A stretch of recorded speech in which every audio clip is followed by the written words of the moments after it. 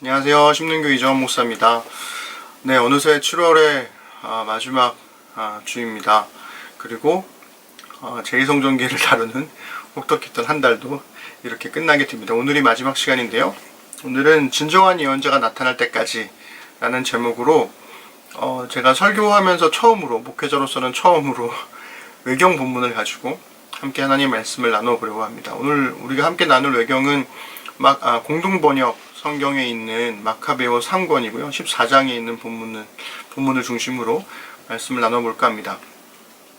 구약과 신약을 잇는 제2성전기를 다루는 마지막 시간인데, 이 단순함의 위험에도 불구하고 이 전체적인 흐름을 어떻게 구약과 신약이 연결될 수 있을까를 그 다리를 놓는 작업을 열심히 해왔다고 생각을 하는데요.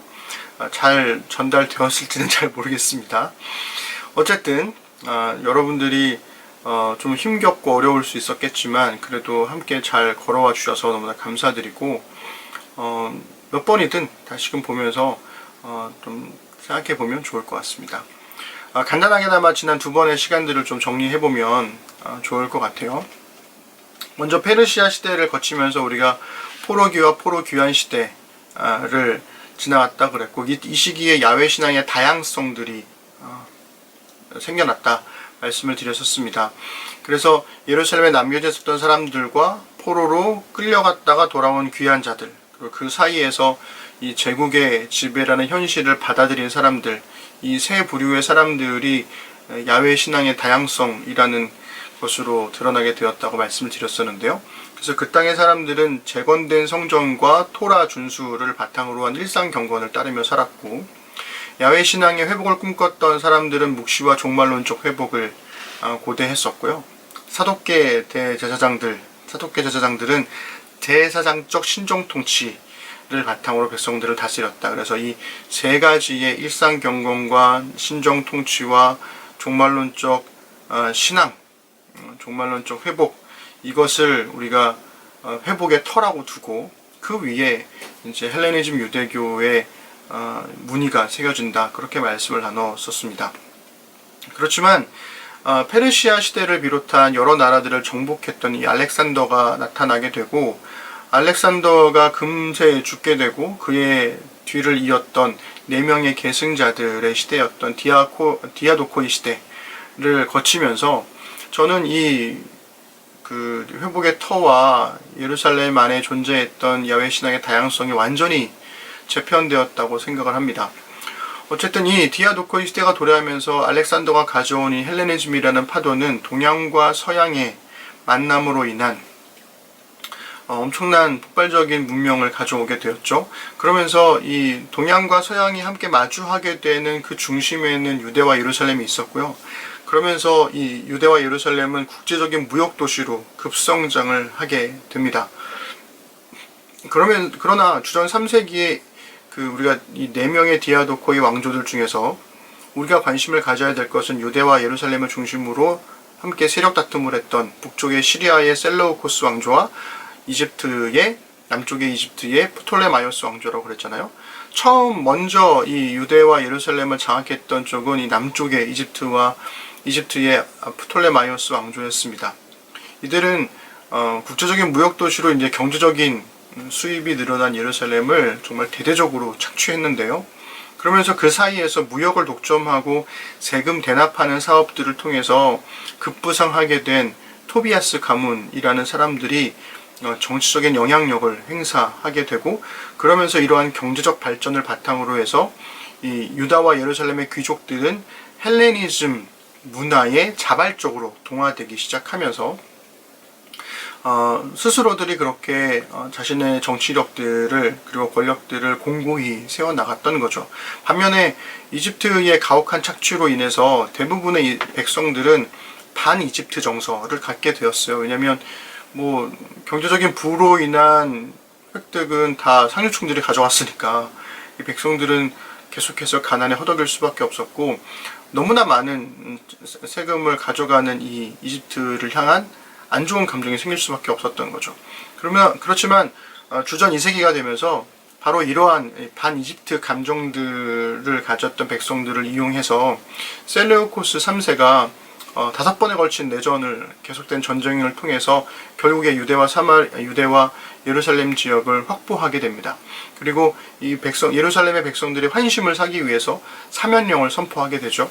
그러면서 세금을 3년 동안 면제해주고 포로들을 막 석방시켜주고 도시와 성전을 재건하는데 국고를 사용해주고 이렇게 환심을 사는 방식으로 시리아 세력들을 만들어 가게 됐어요. 그런데 이 유다의 통치권을 두고 계속해서 이제 이집트와 시리아 사이에서 갈등이 막 생기는데, 그 사이에서 이리 붙었다 저리 붙었다 하면서 권력이 도대체 어디로 넘어갈까를 예의주시했던 두 가문이 존재합니다. 그 하나가 이제 토비아스 가문이었고, 막대한 부를 자랑했던 토비아스 가문과 그리고 대제사장 가문이었던 오니아스 가문이 대결을 하게 되죠. 결국에 처음에는 이집트를 지지했다가 나중에는 시리아를 지지했던 이 토비아스 가문이 승리를 하게 되고, 그러면서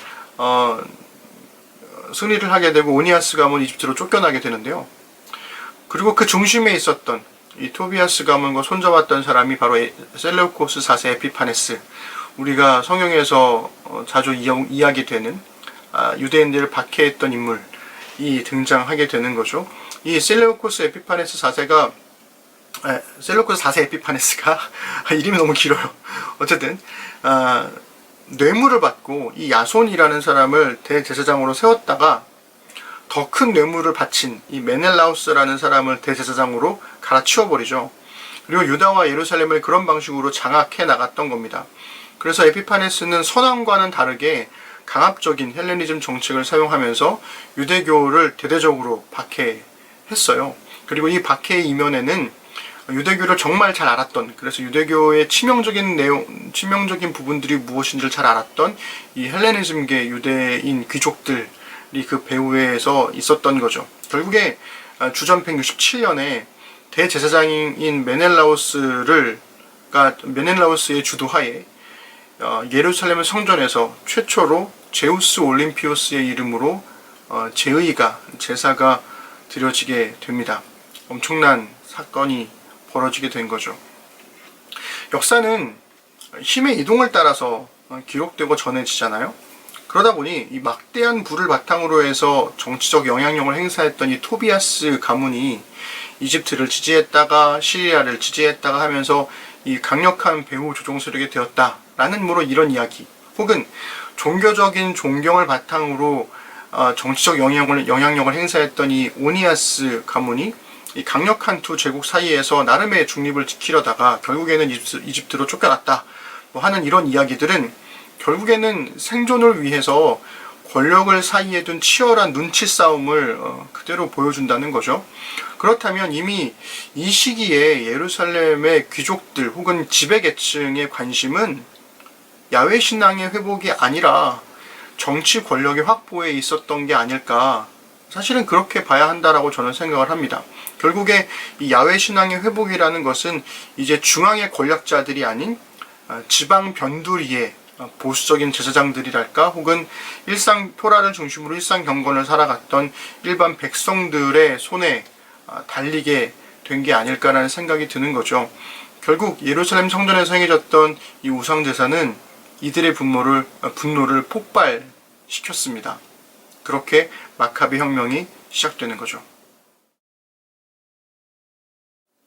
주전 167년 12월 예루살렘 성전에서 드려지는 제사는 겉으로만 보면 이전에 드려왔던 야훼 하나님께 드려진 제사와는 다를 바 없었지만 실질적으로는 제우스 올림피우스의 이름으로 드려진 제의가 되었습니다. 이제 이 예루살렘의 귀족층들은 아크라를 중심으로 해서 헬레니즘을 추종하면서 야훼 하나님이 아닌 이제 보편적인 신의 이름으로 제사를 드리게 된 거죠. 이에 분노한 지방의 보수적인 제사장들이 결집하기 시작했는데요. 1년 뒤인 166년 모디인 지역의 하스몬 가문의 족장이었던 마타티아스가 안티오코스 칙령에 따라서 그리스식 제사를 드리려던 사람들을 다 죽이고 도망쳐버립니다. 그러자 이 대제사장 메날라우스와 에피파네스가 군대를 보내게 되었고요. 유대인들이 저항할 수 없도록 안식일에 공격함으로써 이들을 다 학살해버리죠. 그러자 마타티아스가 동족들이 죽어가는 것들을 보면서 안식일이라 할지라도 맞서 싸워야 하지 않을까, 맞서 싸워야 한다, 이렇게 사람들을 설득하기 시작을 했고, 율법에 헌신했던 일부 하시딤들이 작금의 현실에 가슴 아파하면서 이 마타티아스와 합류하게 됩니다. 안타깝게도 마타티아스는 반란을 일으킨 사람이긴 했지만 금방 죽게 되었고요. 마카비, 즉 그의 셋째 아들인 유다 마카비라는 이름을 가진 사람에게 사령관 지위를 주고 이 혁명과 반란을 계속 이어가게끔 만들죠.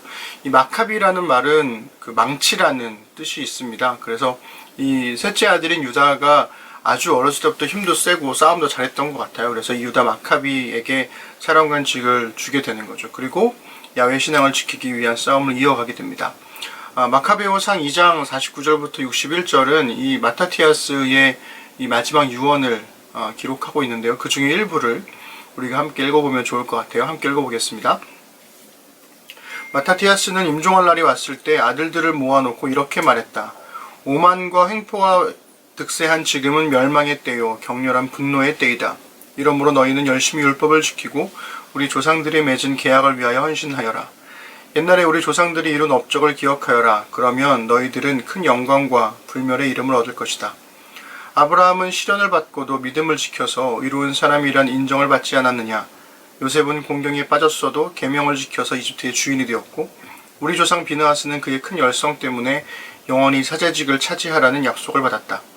여호수아는 하나님의 명령을 완수하여 이스라엘의 재판관이 되었고 갈렙은 회중 앞에서 올바르게 증언하여 땅을 물려받았다.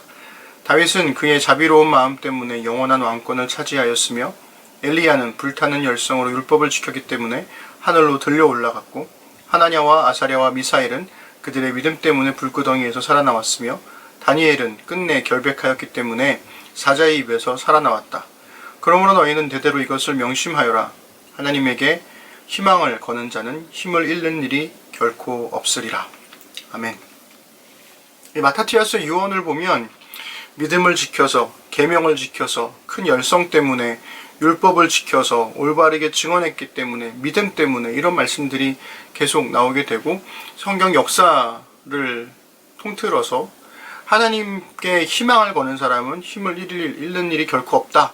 이런 결론을 맺음으로써 차기 혁명과 이 반란을 이어갈 사람들에게 힘과 용기를 불어넣게 되죠. 그렇게 하스몬 가문을 중심으로 한 마카비 혁명이 시작된 겁니다. 이 유다 마카비는 율법에 헌신했던 하시딤과 함께 성전에서 우상 숭배가 자행된 지 3년 만인 164년에 예루살렘을 정복하고 성전을 정화하게 돼요. 그리고 그날을 하누카라는 축제일로 지정합니다. 아이러니한 것은 원래 이스라엘은 율법에 있지 않은 축제일은 정하면 안 되거든요. 그런데 왜냐하면 이 축제일 지정하는 것은 유대인의 관습이 아니라 이방인들의 관습이었단 말이죠. 그러니 이 하스몬 왕조의 마카비 혁명은 겉으로는 야훼 신앙을 지키기 위해서 헬레니즘과 싸웠지만 오히려 굉장히 자연스럽게 헬레니즘적인 요소들을 이미 가지고 있었다, 이렇게 보여지게 됩니다. 어쨌든 유다 마카비를 중심으로 한 혁명은 성공한 것처럼 보였어요. 에피파네스도 이내 곧 죽게 되었고 문제는 이 로마로 잡혀갔다가 살아 돌아온 에피파네스의 아들 데메트리오스가 돌아오게 되면서 추방되었던 예루살렘의 헬레니즘계 귀족들과 연합하게 되고 그러면서 유다 마카비는 위기를 또다시 맞게 됩니다. 이 데메트리오스가 마카비가 아닌 아론계 제사장이었던 이 알키모스를 대제사장직에 세우게 되거든요.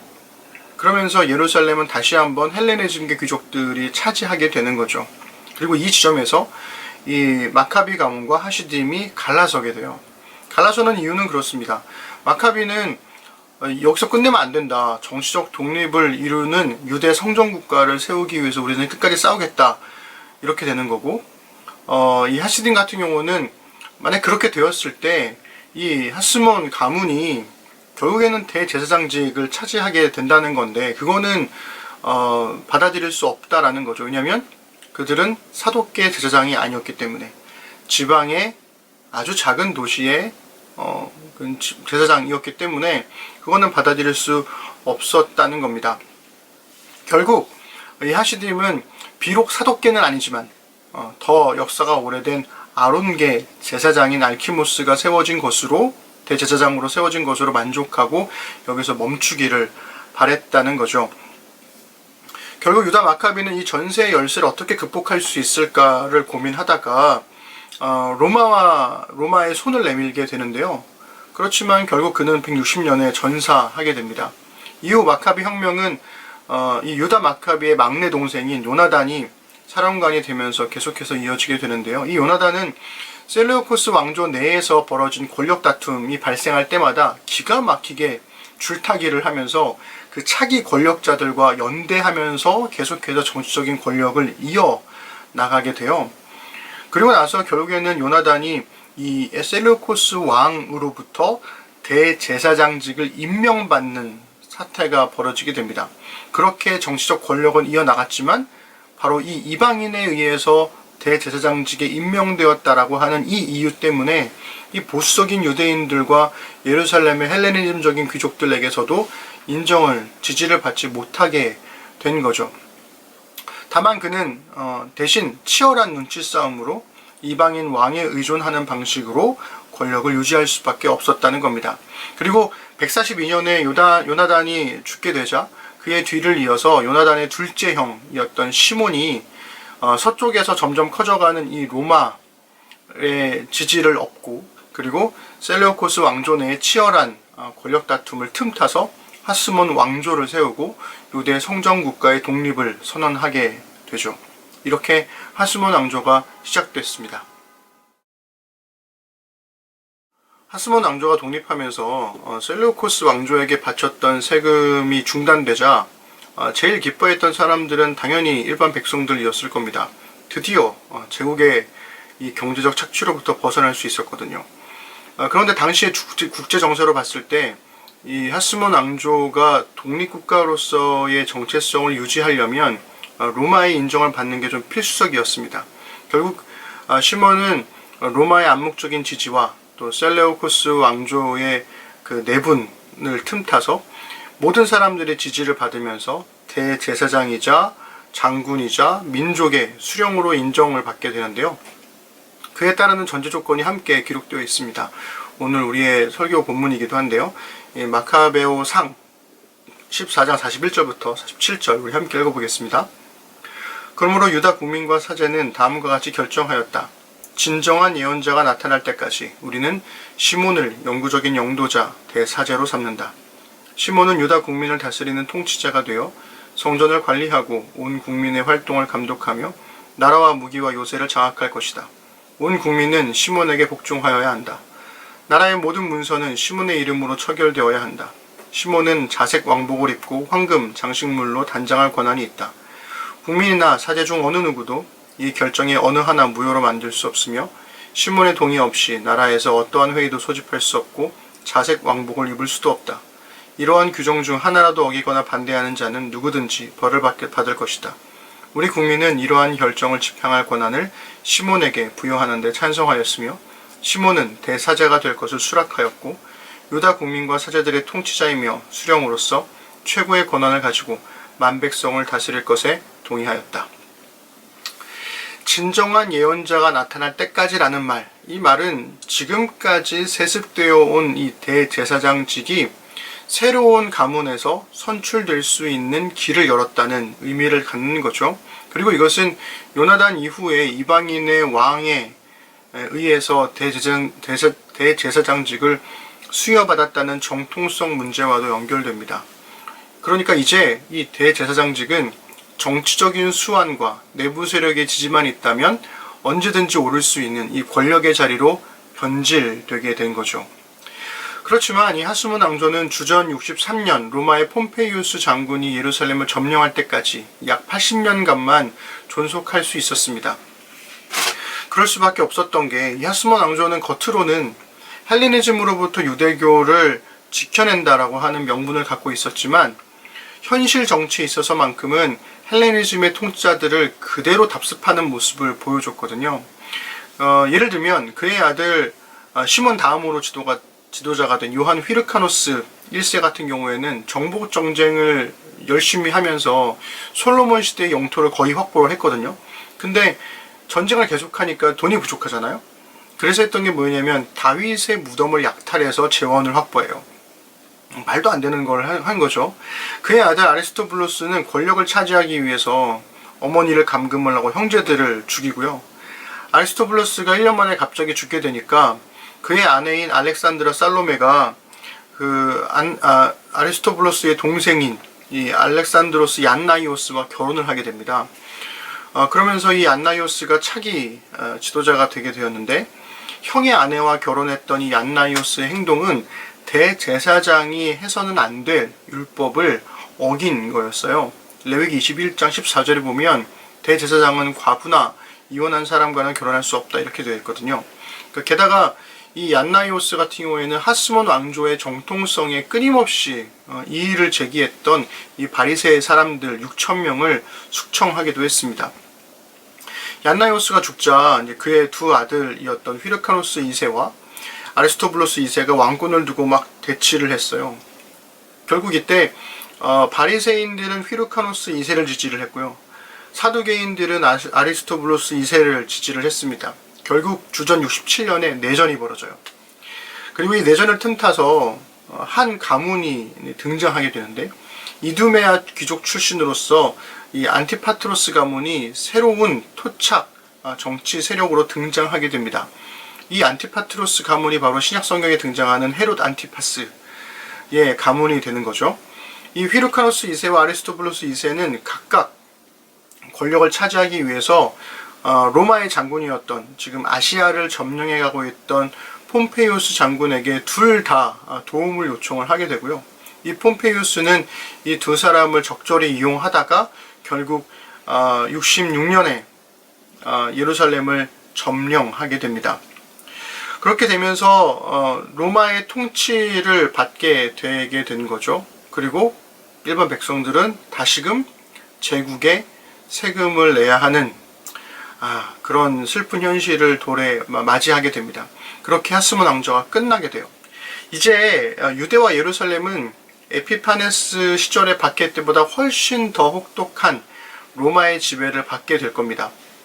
그리고 이때 어부지리로 하스몬 왕조가 끝나고, 그리고 폼페이우스가 예루살렘을 점령하면서 어부지리로 이 유대 지역을 다스리게 된, 이 유대 지역의 통치자가 된 가문이 있는데, 그게 바로 안티파트로스 가문이라는 거죠. 이 로마는 안티파트로스 가문을 로마의 대리 통치자로, 이 유대의 통치자로 세우게 되었고요. 안티파트로스 가문은 헤롯 대왕의 정치력을 통해서 로마의 정치 권력이 막 요동치고 바뀔 때마다 정말 기가 막히게 차기 권력자들과 연합을 하게 되면서 로마의 충실한 하수인으로서 유대 지역을 다스리게 됩니다.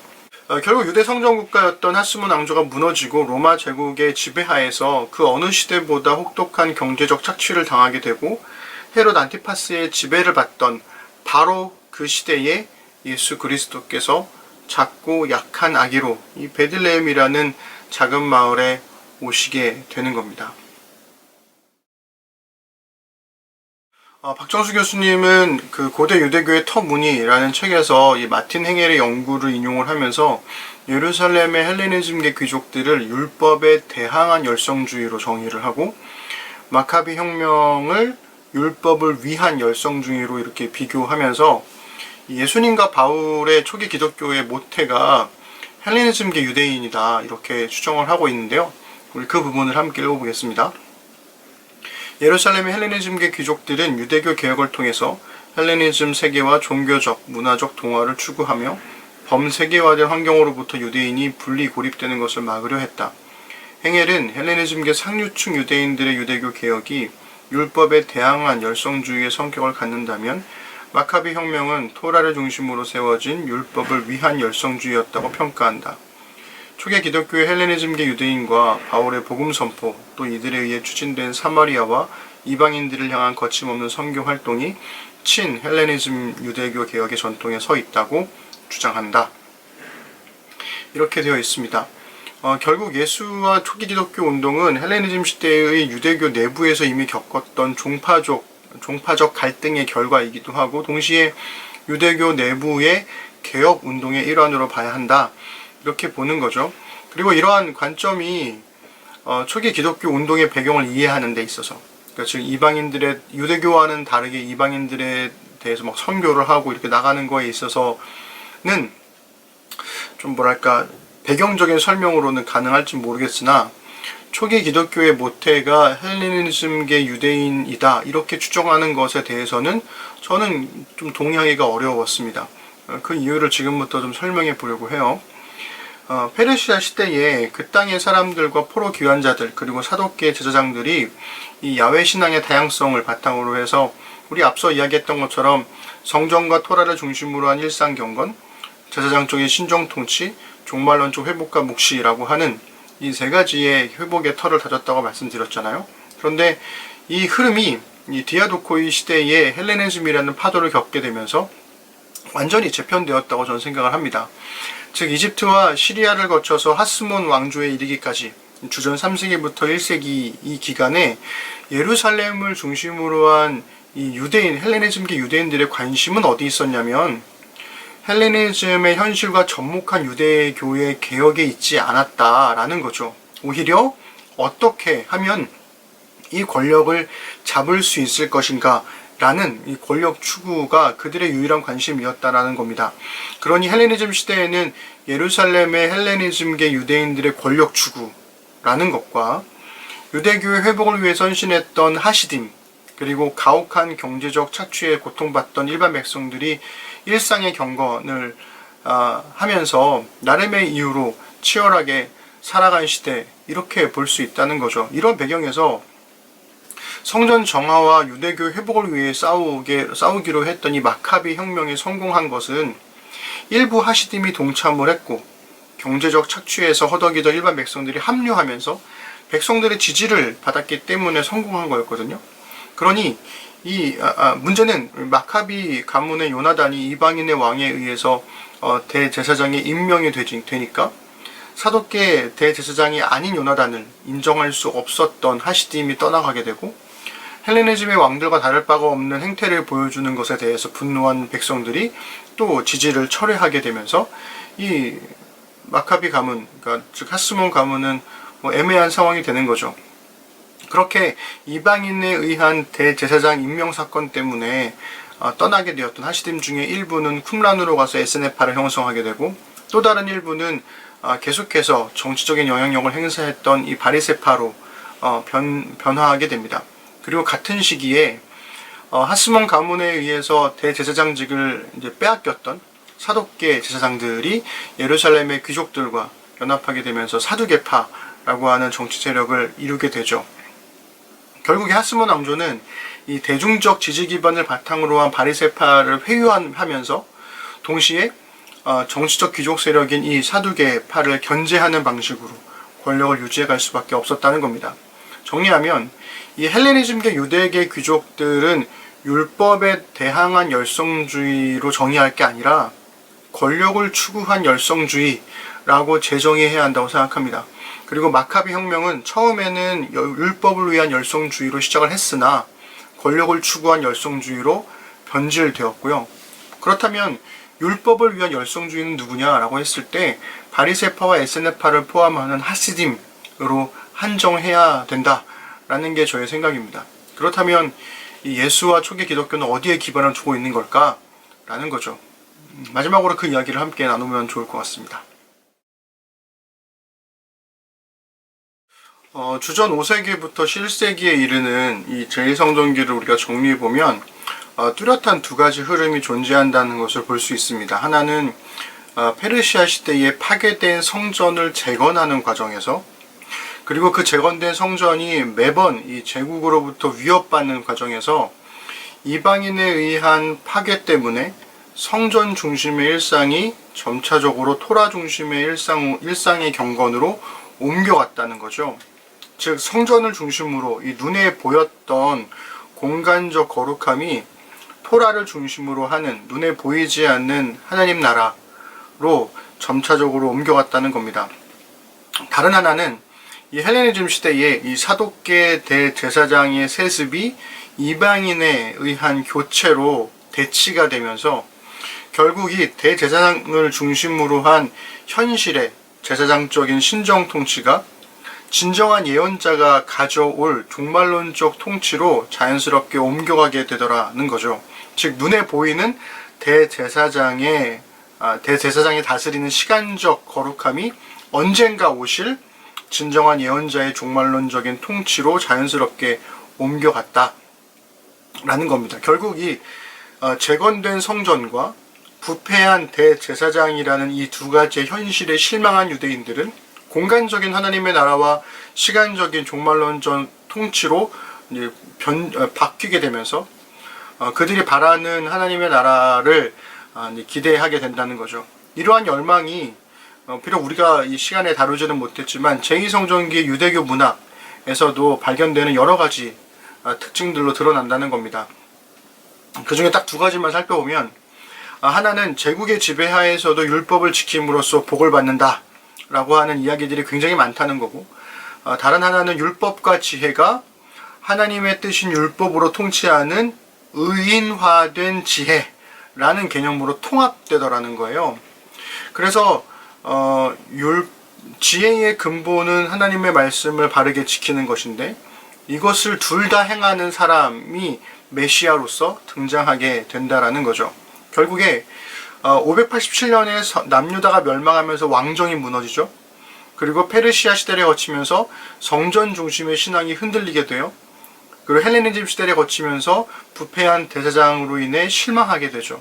이러한 상황들이 제2성전기라고 하는 오랜 시간을 거치게 되면서 이제 다윗의 후손으로 오실 메시아, 그리고 그가 부패한 성전을 정화하고 하나님의 말씀을 바르게 가르칠 것이며, 그리고 제국의 통치를 넘어서 종말론적인 하나님 나라를 선포하실 예수 그리스도를 받아들일 수 있는 토대가 마련되게 된 겁니다.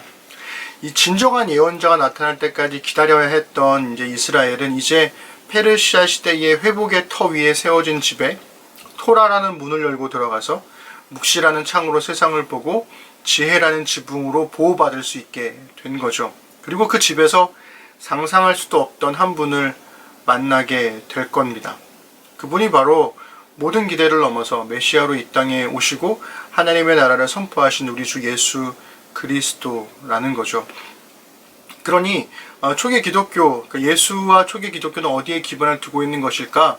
예수님께서 나타나실 때, 메시아로 오실 때 그것을 받아들일 수 있을 만한, 그리고 그것을 자연스럽게 흡수할 수 있을 만한 역사적인 배경들은 다 준비가 되어 있는 상태였지만, 그 뿌리는 결국 우리가 상상할 수 없었던 하나님의 이 땅에 오심, 인카네이션, 성육신이라는 방식으로 낯설게 우리에게 임했다는 거죠. 신약으로 넘어가는 그 과정에서 이스라엘은 주님이 오시는 그날까지 어떤 사람들은 말씀과 상관없이, 어떤 사람들은 말씀을 끝까지 지켜나가면서 나름의 방식으로 살아갔습니다. 우리도 예수님을 기다리고 있는 상황이잖아요. 진정한 주님께서 다시 이 땅에 오시는 그날까지 우리가 신실한 그리스도인으로서 하나님 말씀을 따라 살아갈 수 있었으면 좋겠습니다.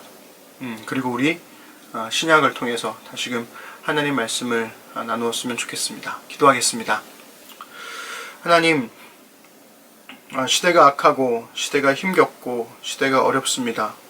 그럴 때마다 하나님의 뜻이 어디 있는지, 하나님의 나라는 어디 있는지라고 하는 이 질문은 끊임없이 우리들을 괴롭혀 왔습니다.